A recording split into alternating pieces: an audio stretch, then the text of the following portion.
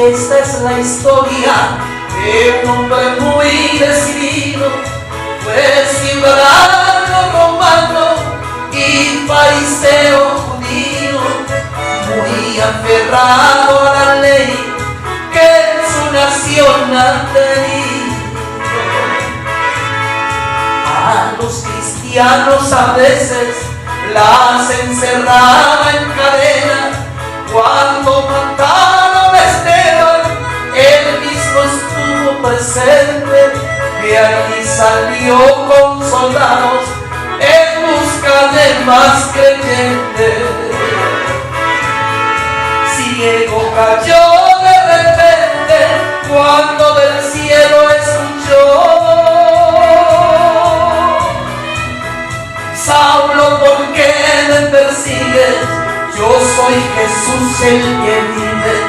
Señor, perdóname y dime qué es lo que debo hacer yo.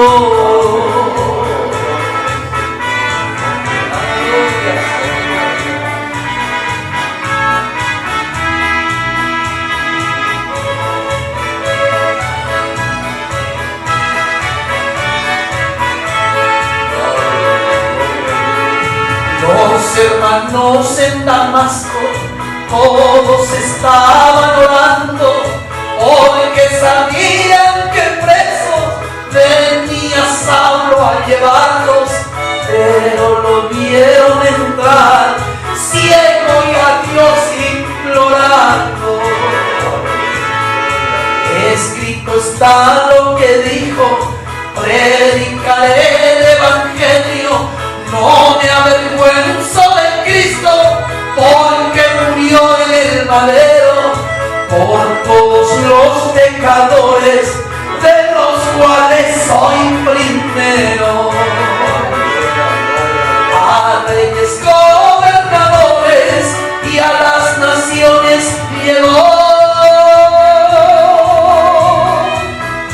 el evangelio de Cristo, como estaba destinado. Y estando en Roma encerrado, Pablo el apóstol murió.